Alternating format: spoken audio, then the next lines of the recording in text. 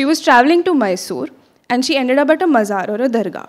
वहाँ पहुँचकर उन्होंने कदम रखा तो उन्हें एहसास हुआ कि हवा में सिर्फ सैंडलवुड की खुशबू है। बड़ी खुश तो उन्होंने अपने गाइड से गुफ्तगू करी तो वो गाइड उनको ले गया मैसूर के जंगल, फेमस फॉर सैंडलवुड। वहाँ पहुँची तो बड़ी निराशा, घना जंगल पर खुशबू नहीं। तो बड़ी मुश्किल से एक माली हाथ में आया, उन्होंने उससे ये पेचीदा सवाल किया तो वो हाथ जोड़कर बोला, माँ जी ऐसा सवाल नहीं पूछते। क्यों?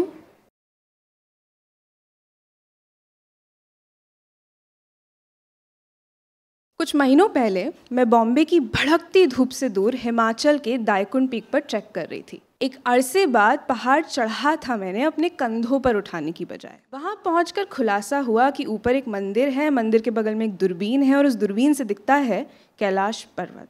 Very good. रास्ते में कुछ मंदिर से 20 मिनट पहले कुछ औरतें 60 से 70 की उम्र की बीच की उस चढ़ाई पर सफाई कर रही थी। They weren't villagers on a wage. They were women from the city. A group of 4 friends, gloves on, trash picking sticks, trash bags, everything. They were on a mission, an honorable one.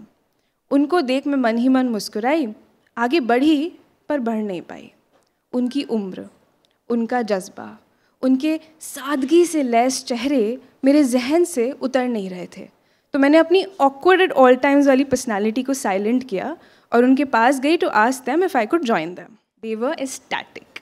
They removed another pair of gloves, gave me a trash stick, trash bags, everything. उस वक्त मैंने ये सीखा that just because someone is doing something by themselves and for whatever reason doesn't mean that they won't appreciate another set of sincere hands. क्योंकि उस लम्हे में मैंने टूटती हुई आस को, थके हुए शरीरों के थकी हुई किरणों को एक छोटे से पर बेहतरीन से मौजे में तब्दील होते हुए देखा। हमें कुछ 2 घंटे लगे सफाई करने में मंदिर तक की। इस बीच हमारी काफ़ी बातें हुई, कुछ उनके थे किस्से, कुछ मेरी थी कहानियाँ। तो पता चला कि वो लोग 40 साल से दोस्त हैं और अगले 40 का वादा कर चुके हैं। ये जितनी खूबसूरत बात थी उतनी ही मेरे लिए थोड़ी ज़्यादा चौंका देने वाली थी। क्या है ना, मैं शहर नहीं शहरों में बड़ी हुई हूँ। दोस्ती अगर होती भी थी तो उसको निभाने का वक्त नहीं। आज तक परमानेंट एड्रेस है नहीं और आपने बचपन में छतें फांदी हैं, मैंने यादें जो कभी बनी नहीं, फ्रेंडशिप बैंड्स जो कभी बंधे नहीं। किसी की गलती नहीं थी इसमें, वो सफ़र था, अच्छा था। मैं आज यहाँ हूँ, बढ़िया हूँ। पर हुआ ये सबके बीच में कि I could never understand how to lay foundation for an everlasting friendship और an everlasting love, or for that matter what you would call an everlasting home. पर सच ये भी है that all of us come from different experiences. But most of us for some reason are collectively struggling with this one question कि कैसे निभाया जाता है कोई भी रिश्ता।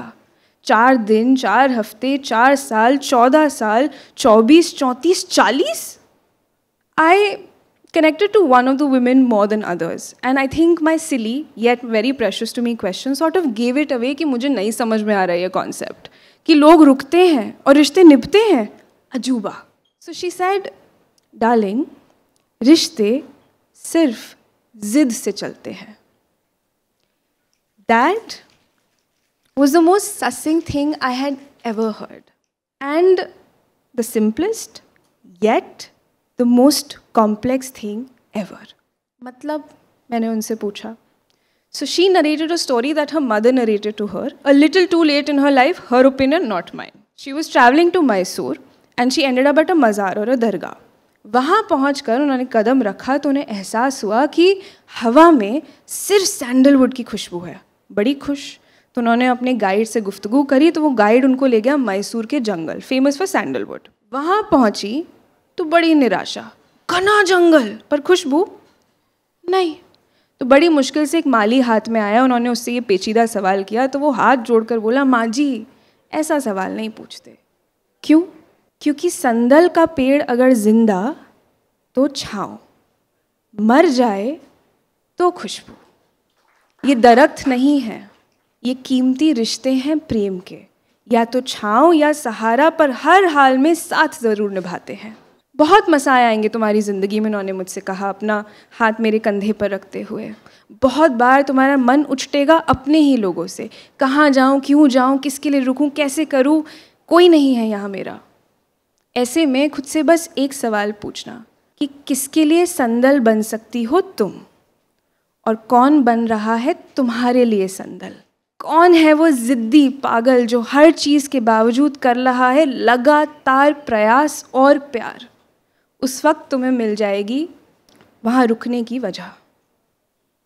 उस दिन मुझे वहाँ कैलाश पर्वत नहीं देखने को मिला कोहरे की वजह से, पर उस दिन मुझे वहाँ कैलाश पर्वत देखने की ज़रूरत नहीं पड़ी। उनकी चांद सी झड़ती हुई झुर्रियों ने मेरे हाथ में टिमटिमाते जुगनू थमा दिए थे। मेरा ये मानना है कि मेरा चांद थोड़ा थोड़ा सा झड़ता है कभी कभी। उसके उस चूरे से बनते हैं जुगनू जो भंवरों की तरह आते हैं, फूलों से शहद चुराकर अपनी मिठास हमारी ज़बान पर छोड़ जाते हैं। ये जुगनू हमें ऐसे मिलते हैं जैसे चांद की चांदनी अंधेरी राहों में जगा जाते हैं, कुछ ऐसा सिखा जाते हैं मानो कि हम धूल हो, पर सूरज की किरण पड़ने पर कोहिनूर हो।